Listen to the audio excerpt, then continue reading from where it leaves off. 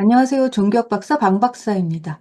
박사가 길에 나가면 발에 채일 정도로 흔한 게 대한민국 현실이지만, 그런데 제가 또 이렇게 제 소개를 하지 않으면 여러분들이 뭘 믿고 저를 신뢰하겠습니까?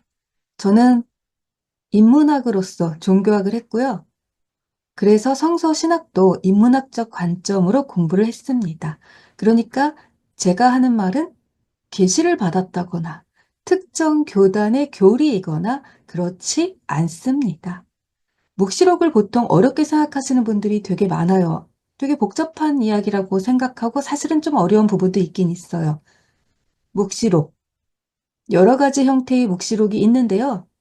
성경에 수록되어 있는 것은 요한묵시록이기 때문에 우리가 보통 묵시록 그러면 요한묵시록을 이야기하는 거고, 저는 가톨릭에서 공부를 했기 때문에 묵시록 이렇게 얘기를 하고, 개신교 쪽에서는 계시록, 요한계시록 이렇게 이야기를 하는 거죠.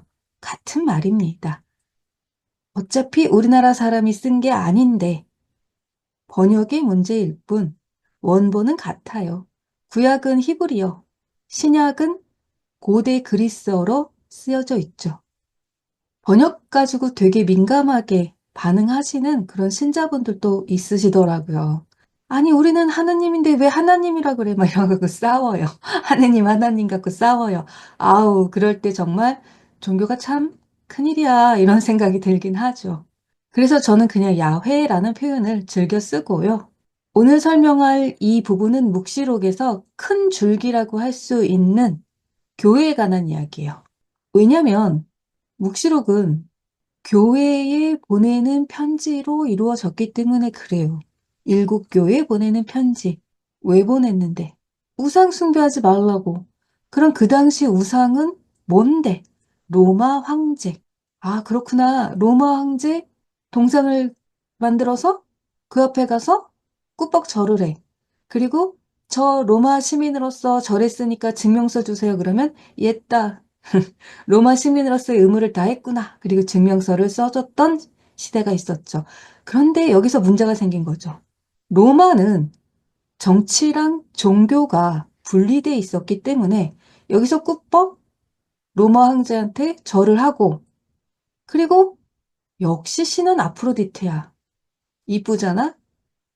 그래서 집에 가서 아프로디테를 또 숭배해도, 그리고 또 아프로디테 신전에 가가지고 또 절을 해도 아무 상관이 없어요.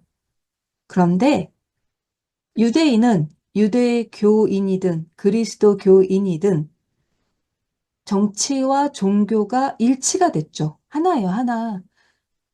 그러다 보니까 죽으면 죽었지 못하겠어. 순교죠. 자, 근데 그냥 죽으면 되겠습니까? 보상이 있기 때문에 죽을 결심도 할 수 있는 거죠. 그래서 약속을 해요. 너가 순교하면 있잖아. 영생도, 재산도, 온 나라를 다스릴 권력도 다 줄게. 어? 구체적으로 어떻게 이루어지는 거죠? 혼인잔치를 통해서. 진짜? 결혼을 하는 건 아니겠죠. 이런 걸 우리는 비유라고 이야기를 해요.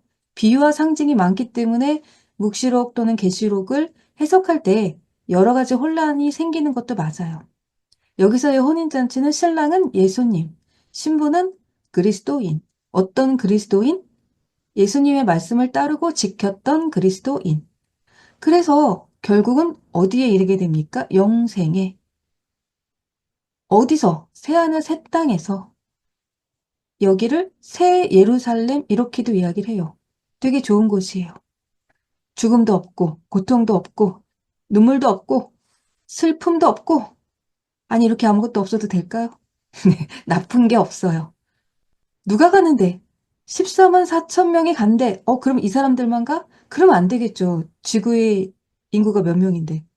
14만 4천은 지도자급에 해당이 되는 거고요. 이 지도자급에 해당이 되는 제사장이라고도 얘기하고 사제직이다라고도 얘기를 하는데요. 이게 12지파에서 12,000명씩 나오니까 요거를 곱한 게 14만 4천이 되는 거예요. 아, 근데 이 사람들만 구원받고 땡? 그럴 리가요. 셀 수 없는 흰물이라 그래서 14만 4천 안에 들어가지 않아도 영생을 할 수 있는 기회를 얻습니다. 해피엔딩으로 이쪽이 끝나요. 여기는 막 이렇게 사랑이 꽃피는 이 엔딩이고요. 자, 그러면 목숨이 중요한데 나는 그렇게 못하겠어. 자, 그래서 배신을 합니다. 배교라고 얘기를 하죠? 그럼 이 사람들은 뭐가 기다리나요? 복수. 인간이 인간한테 하는 복수가 아니고요. 야훼가 배신자들한테 하는 복수예요. 이 심판장이 길고 디테일이 굉장히 살아있다 보니까 그래서 묵시록 자체가 뭘로 느껴지냐 그러면 종말론 그렇게 느껴지는 거예요. 그래서 서구의 종말론 아포칼립스라고 이야기를 하는 그 아포칼립스적 이미지들이 여기서 많이 나오죠. 7개의 봉인이 열릴 때마다 봉인은 닫아놓은 상태인데 이걸 열죠. 재앙이 우르르르 쏟아지고요. 7개의 나팔 소리가 들릴 때마다 재앙이 우르르르 쏟아지고요. 7개의 대접이 엎어질 때마다 재앙이 우르르르 쏟아집니다. 그래서 지금 우리가 자연재해 때문에 굉장히 지각 변동들이 막 일어나고 있죠. 지진, 화산, 거기다가 폭우, 폭설, 우박, 그리고 전염병, 코로나 한참 돌 때도 이야기 많이 나왔던 건데, 전염병, 그다음에 전쟁, 인간은 또 전쟁이 없었던 날이 없다 그러죠. 인간들은 왜 그러는지. 그러다 보니까 불안한 시기에 이 묵시록이 유행을 하게 됩니다. 종말론과 맞아떨어져서. 근데 이 재앙들이 뭐를 연상시키냐 그러면요. 종교인이 아니라 하더라도 교회에 한 번도 가본 적이 없다고 하더라도 모세 영화는 아마도 한 번쯤은 보셨을 거예요. 그럼 모세 영화를 보면은 특징이 뭐냐 그러면 마지막에 거기가 클라이막스죠. 이집트 파라오가 히브리 노비들을 안 보내주니까 사실 보내주겠습니까? 노비를 잘 부리고 있었는데 그러니까 야훼가 모세한테 권능을 대신 줘서 10개의 재앙을 이집트에 내리죠. 그래서 쑥대밭이 되죠, 이집트가. 먹는 물이 다 핏빛이 되고 메뚜기 떼가 곡식들을 다 먹어가지고 먹을 게 없고 전염병이도. 마지막에는 장자들이 다 죽고 짐승 수컷도 다 죽고. 그러니까 이 재앙들은 인간이 겪기에 너무나 고통스럽고 한 방에 죽느냐 천천히 죽느냐 그 차이만 있을 뿐 죽거나 죽고 싶을 정도거나 그런 재앙들이에요. 그래서 묵시록을 읽다 보면은 아니 도대체 왜 이렇게 촘촘하게 복수를 하는 거야. 참 디테일도 하시네. 요런 생각이 드는데 그거는 역사적 배경이 있어서 그래요. 그 동네가 복수는 야무지게 한다. 그런 전통도 있고요. 그리고 인간이 하는 복수가 아니라 야훼가 하는 복수, 유일신이 하는 복수, 신이 하는 복수이다 보니까 인간에게 엄청난 공포, 두려움, 이런 절대적 권능을 또 과시해야 되는 그런 장르적 특성도 있습니다. 그럼 이걸로 끝나냐? 그렇지 않습니다. 이걸로 끝나면 너무 잔인하고 가혹하지. 사이코패스야? 그건 아닙니다. 야훼가 사페는 아니에요. 그래서 천년 통치 기간을 두고 마지막 심판 때까지 유예 기간을 주는 거고요. 그리고 또 요 천년 때문에 교단에 따라서 이 천년이 언제 오느냐 가지고 교리적 충돌이 있기도 하고요. 그러나 저러나 어쨌든 모르는 사람은 알게 하고 왜냐면 몰라서 죄를 저지를 수도 있는 거잖아요. 알게 했는데도 여전히 죄를 저지르면 반성의 기미가 없으면 영벌이라 그래서 여기서 끝납니다. 끝장이 납니다.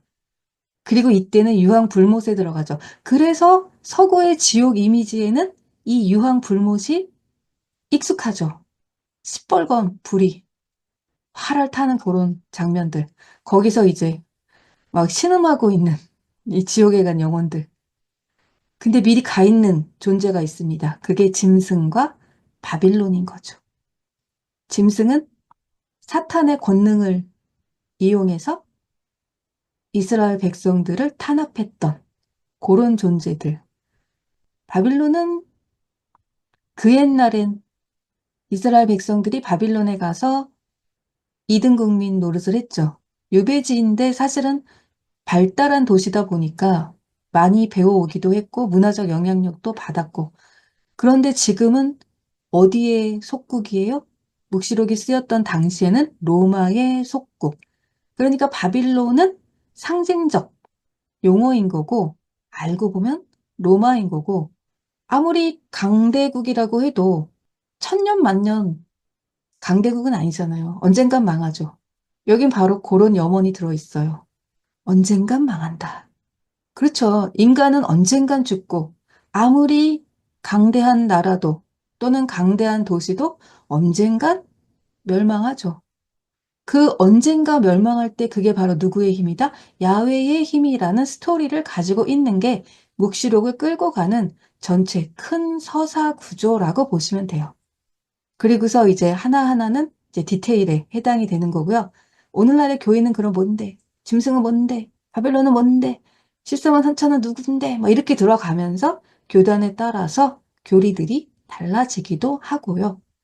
그리고 여기에 하느님과 사탄의 출발점과 마지막 점이 또 묵시록에는 있고요. 그러니까 묵시록은 굉장히 재미있고요. 드라마나 영화나 게임의 소재로 많이 사용되는 게 굉장히 당연하다고 할 만큼 드라마틱하고 재밌어요. 그런데 이거를 무섭게 생각하고 계시받은 자만 해석할 수 있어. 그거는 이제 권위의 오류라고 이야기를 하는 거죠. 저는 계시받지 않았지만 지금 제가 여러분한테 설명하고 있는 것은 바로 묵시록에 나와 있는 구절 그대로 더하지도 않고 빼지도 않는 겁니다. 왜냐하면 더해도 죽고 빼도 죽는다는 이런 구절이 있거든요.